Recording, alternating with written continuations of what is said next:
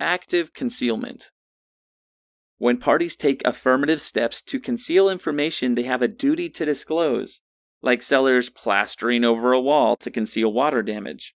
Parties held liable for active concealment may be fined or required to pay for the other party's losses, like the costs of repairing what was concealed.